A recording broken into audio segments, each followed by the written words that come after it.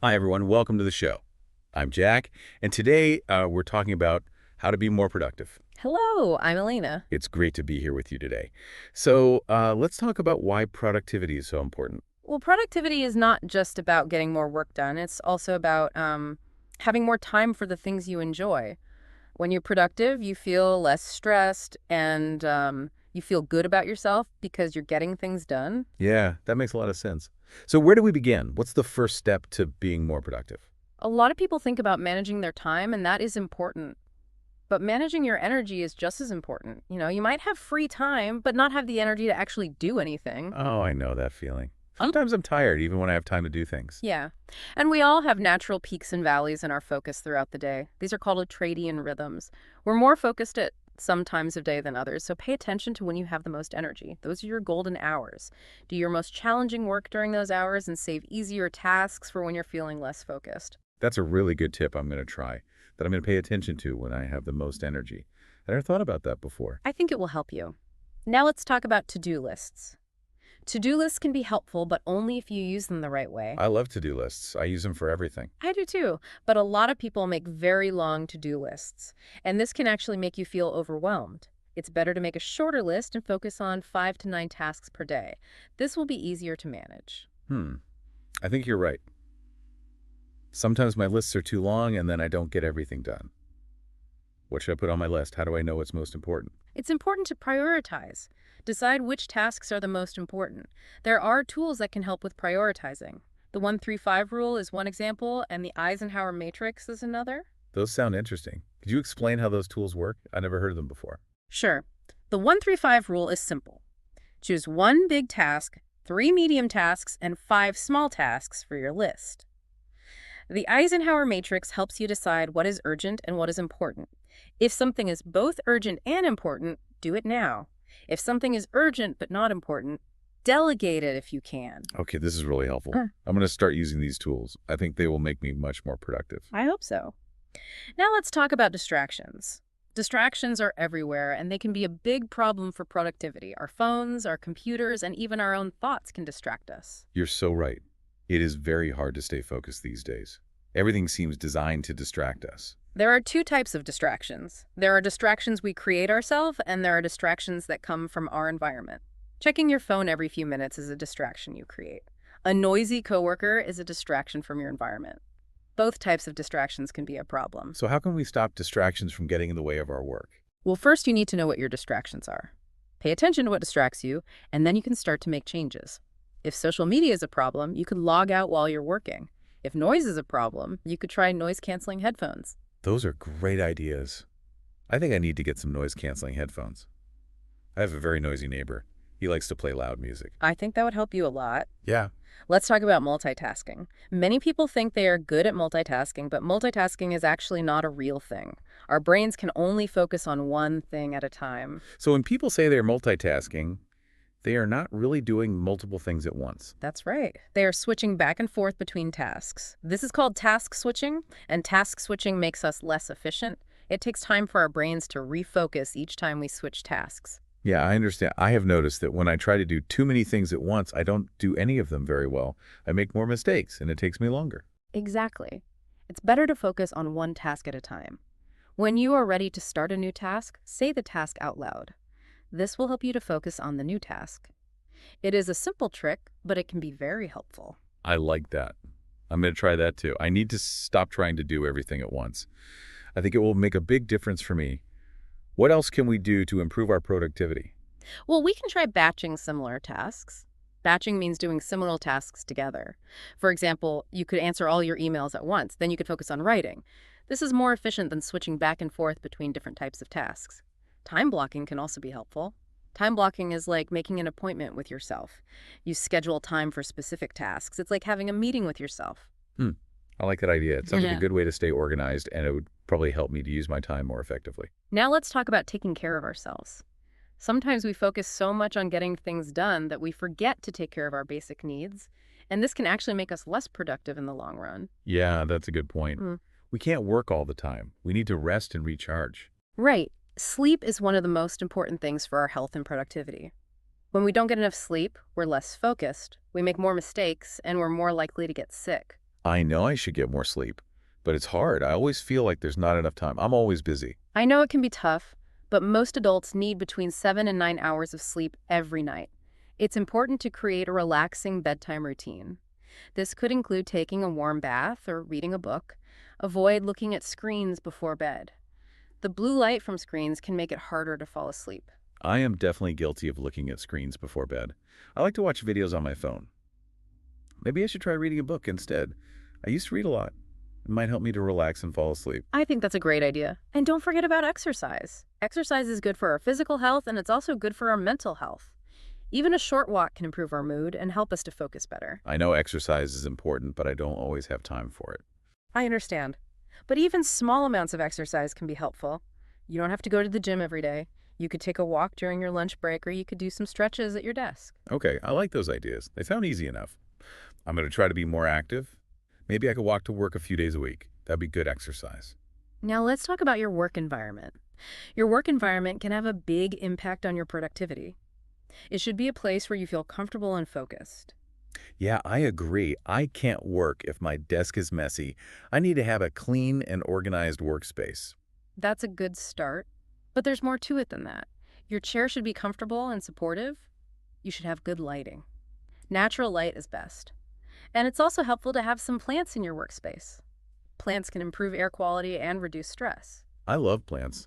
I have several in my home, but I don't have any in my office. Maybe I should bring one to work. I think it would make me feel happier. I think that's a great idea. And sometimes a change of scenery can be good for your productivity. If you're feeling stuck, you could try working in a different room. Or you could go to a coffee shop or a library. That's a good tip. I sometimes go to a coffee shop near my house to work. It's a nice change of pace, and the coffee is good too. Now let's talk about perfectionism. Perfectionism can be a big problem for productivity. A lot of people want everything to be perfect, but perfection is not always possible. And it can prevent us from getting things done. I am a perfectionist. Yeah. I like things to be done a certain way, and sometimes it takes me a long time to finish tasks because I want them to be perfect. If you're a perfectionist, try setting time limits for your tasks. When the timer goes off, move on to the next task, even if the first task is not finished. Okay, that's a good idea. I think that would help me to be more efficient. I wouldn't get bogged down in details. I would focus on getting things done. Have you ever heard the saying, give me 6 hours to chop down a tree and I will spend the first 4 sharpening the axe? I think so. What does it mean? It means that it's important to invest in your skills. If you take the time to learn new things and improve your skills, you will be more productive in the long run. Oh, that makes sense. I'm always trying to learn new things. I like to read books and watch videos about productivity. Sometimes the hardest part of being productive is getting started. If you're feeling overwhelmed, break down large tasks into smaller steps and focus on the first step. That's a good reminder. Sometimes I feel like I have so much to do that I don't know where to begin. It helps to break things down into smaller steps. And learning to say no is an important skill. We can't do everything. We need to set boundaries. It's okay to say no to requests that are not important. This will free up your time and energy for the things that are important. I agree, but it can be hard to say no. I don't want to disappoint people. I understand, but it's important to be assertive. You don't have to be rude, but you need to be clear about your limits. Okay, I'm going to work on that. I think it would reduce my stress levels. I wouldn't feel so overwhelmed all the time. And it's also important to monitor your progress. This can help you to stay motivated. You can see how far you've come, and you can make adjustments if needed. You could use a calendar or a journal to track your progress. Or you could use an app. I don't usually track my progress, but I can see how it would be helpful. Maybe I should start doing that. It might help me to stay on track and reach my goals. Visualization is a powerful tool. It can help you to achieve your goals, but don't just visualize the outcome. Visualize the obstacles you might encounter and how you'll overcome them. This is called mental contrasting. That's a new idea for me. I've never tried mental contrasting before. It sounds interesting, though. Try it. I think you'll like it. It can help you to be more prepared for challenges. And what about our identity? How does that relate to productivity? Our identity is how we see ourselves. The labels we use to describe ourselves can affect our behavior. If you want to be more productive, start thinking of yourself as a productive person. Oh, that's a good point. Our thoughts can affect our actions. If we believe we are productive, we are more likely to act in ways that support that belief. And we should take time for activities that recharge our energy. This is called filling the tank.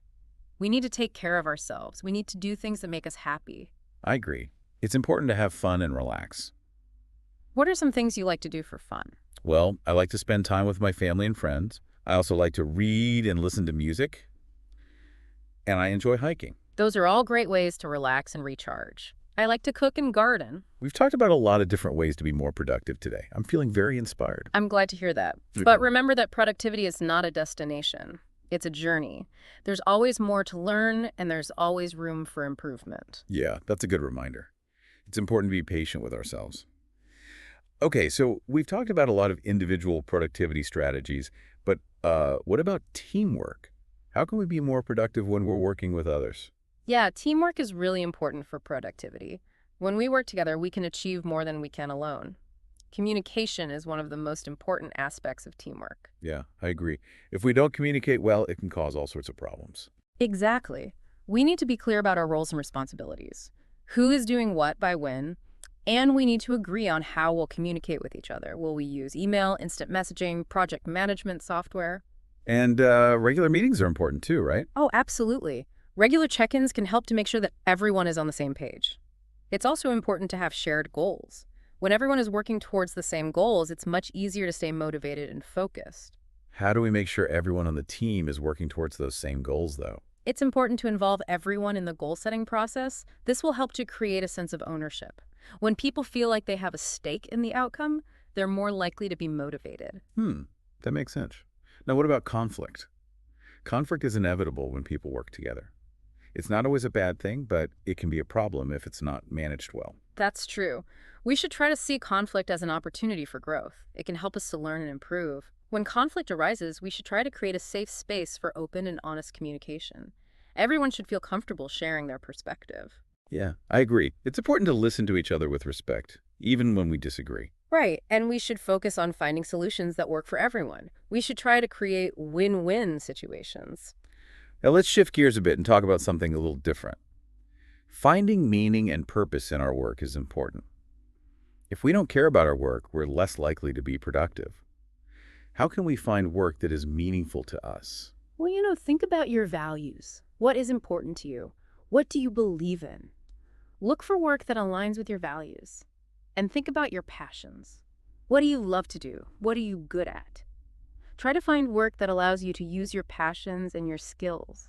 And sometimes we have to create our own meaningful work, right? We might start our own business or we might launch a side hustle. Exactly. And it's important to remember that meaningful work doesn't have to be glamorous or high-paying. It could be anything that makes you feel like you're making a difference. So we've covered a lot of ground today. We've talked about a lot of different things. Yeah, we've talked about energy management and time blocking and teamwork and finding meaning in our work.